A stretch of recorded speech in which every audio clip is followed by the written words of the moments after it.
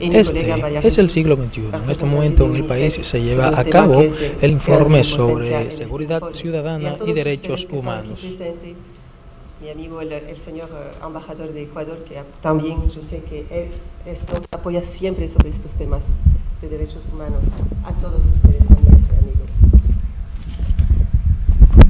Bien, me gustaría comenzar mis palabras sobre el tema de la dignidad. Quiero recuperar esta idea de la dignidad, porque la dignidad es inherente a los derechos humanos.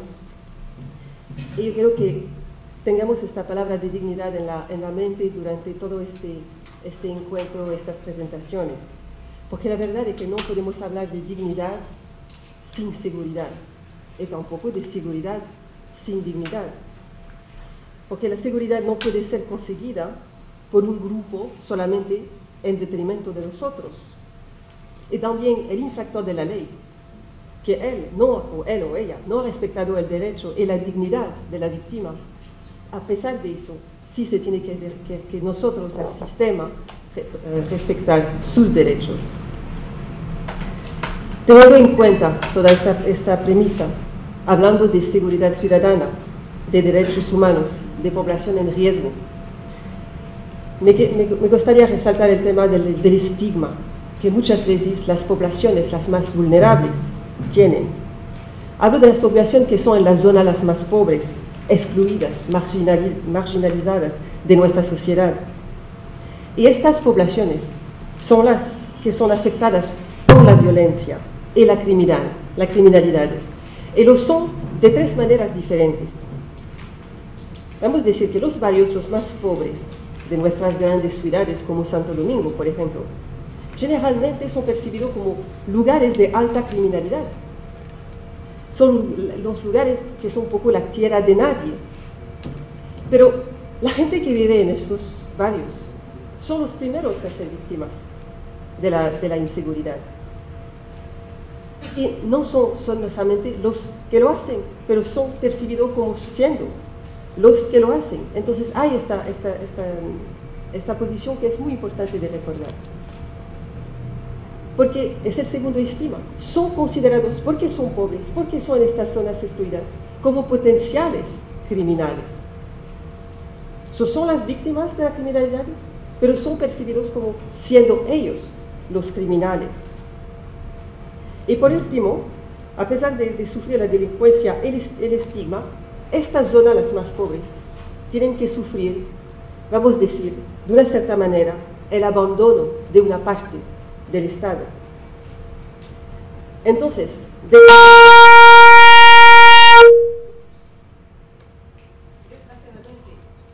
a la hora de establecer, no sé si funciona siempre, pero me escuchan. A la hora de establecer las políticas de seguridad, los sectores que más influencian política social y que ejercen, abogan lógicamente para proteger sus intereses, lo hacen generalmente para proteger los intereses de los menos pobres, de los más privilegiados. Intentamos de ver cómo se puede proteger las zonas de las más privilegiadas de la ciudad. Es generalmente así que funcionan, en primer lugar. Y así estamos perpetuando un ciclo vicioso, porque si las políticas que se hacen a todos los niveles velan primero para las zonas las más privilegiadas, para las poblaciones las más privilegiadas, con el triple estigma que yo mencioné, hay algo que no funciona, porque no vamos a parar nunca el problema, la causa del problema, el impacto del problema. Entonces, desde esta perspectiva, una de las recomendaciones más importantes del informe de seguridad ciudadana es que al momento de concebir políticas públicas sobre la seguridad ciudadana, se debe de integrar el enfoque de derechos humanos, se debe de poner a la persona al centro. No se puede hablar de políticas sin poner a las personas al centro. Y para hacer eso, el informe nos recuerda que la seguridad pública no es solamente una responsabilidad de la policía.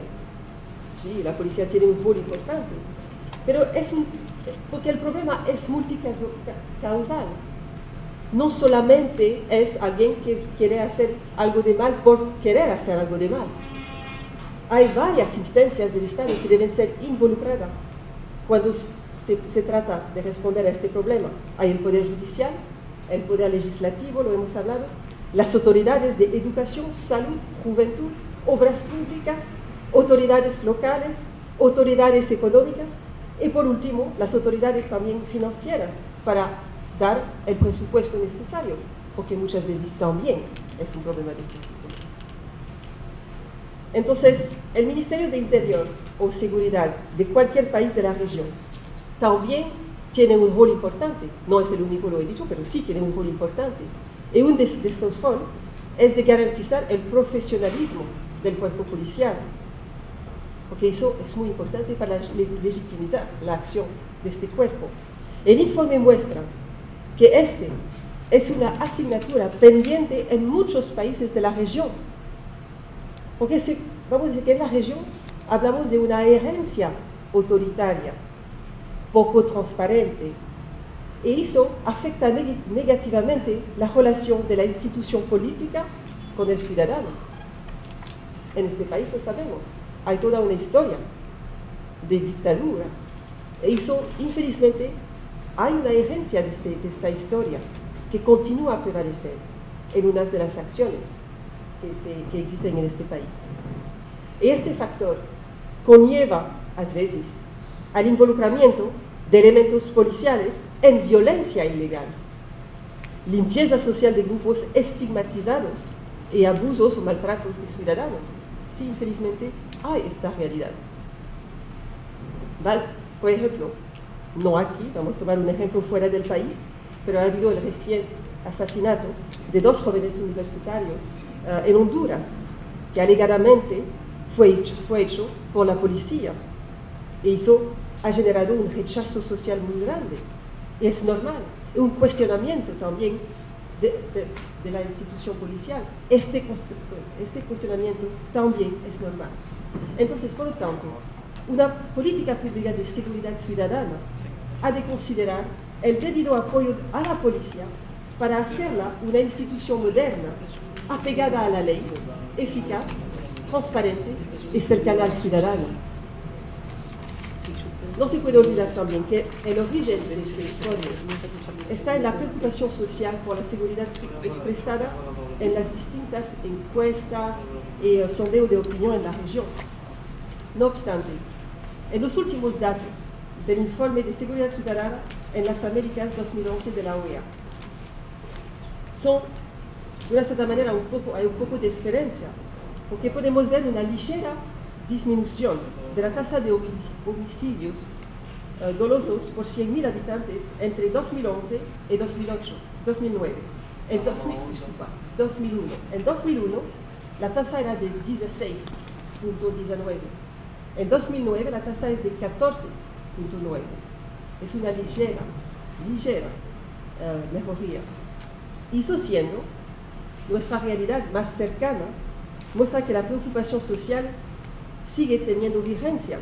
Por ejemplo, en la región del SICA, el Sistema de Integración Centroamericana, del cual participa la República Dominicana, se ha apreciado un aumento de los homicidios dolosos.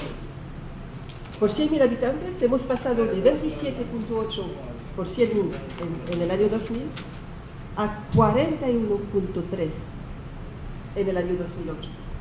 Eso sí, es un aumento terrible. Y la tasa de República Dominicana en eso es de 24.07 en 2009, según los datos de la Procuraduría y de la Policía Nacional.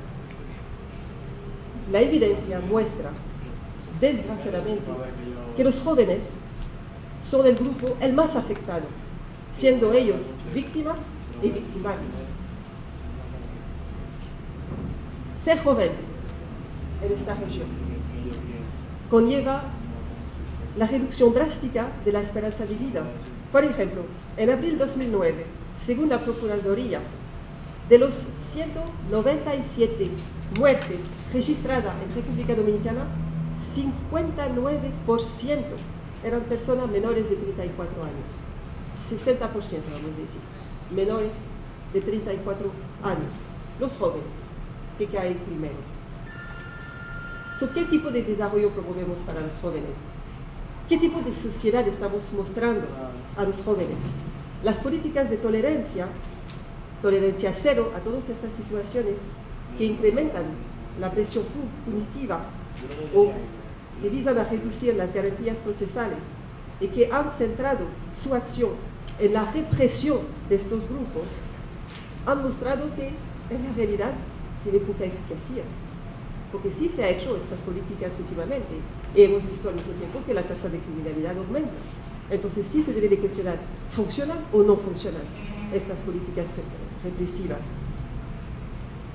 Porque de tener solamente una manera de enfrentar el problema de manera punitiva es olvidar más una vez lo que yo he dicho al inicio, es que el problema es multicausal. No hay solamente un problema. Esto sería demasiado fácil si fuera así.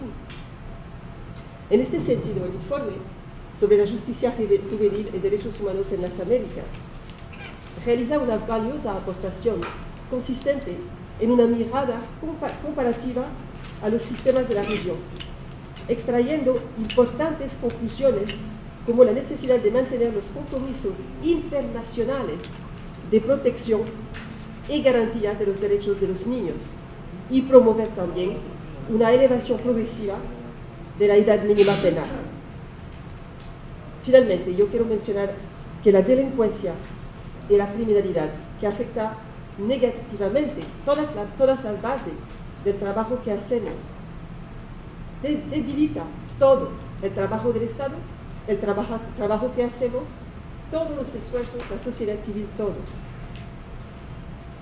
Y finalmente, las comunidades en riesgo, de lo que he hablado, estas comunidades pobres, se convierten en poco accesibles, se hacen poca participativa en la construcción, no participan en la construcción de la sociedad en la cual viven, porque ya lo que domina allá es el temor, la desconfianza. El trabajo comunitario se hace poco atractivo ante los incentivos mayores que pueden generar las actividades ilícitas. Porque, ¿qué ofrecemos a estas comunidades? Solamente de entrar en una actividad ilícita.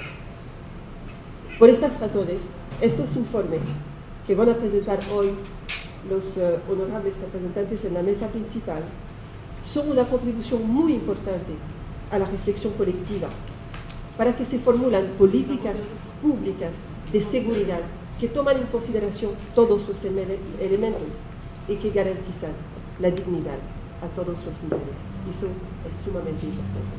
Entonces les agradezco por su participación, por su presencia, para escuchar estas presentaciones que son de gran importancia para el país. Muchas gracias. Ha sido esta la intervención de Valerie Giuliani, quien es representante del sistema de las Naciones Unidas en el país. Y invitamos a la señora Carmen Rosa Villa a proceder a la presentación del informe de Seguridad Ciudadana y Derechos Humanos.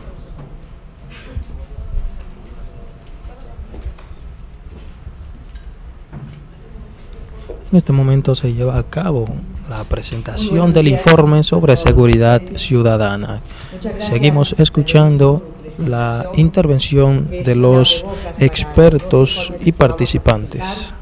Gracias por tu presencia, Santiago Cantón, como secretario ejecutivo de la Comisión Interamericana, y el valioso aporte que hace la Comisión Interamericana en nuestra región en materia de promoción y protección de derechos humanos. Agradezco también la presencia de mi colega María Jesús Conde, de UNICEF, y por supuesto también la presencia del señor presidente de la Comisión del Interior, Elpidio Báez, y representante de la coalición de ONGs de la infancia, Ernesto Díaz.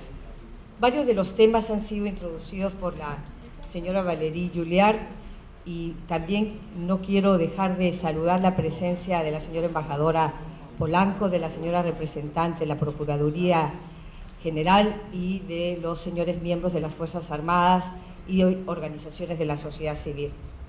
Voy a tratar, en aras del tiempo, ser bastante esquemática.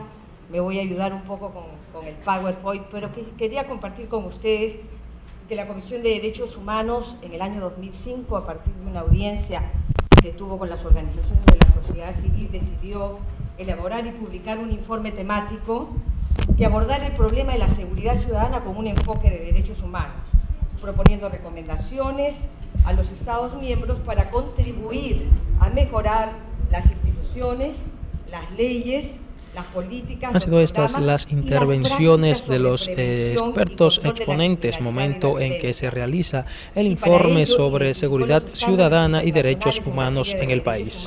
Para el siglo XXI, Jesús Camilo.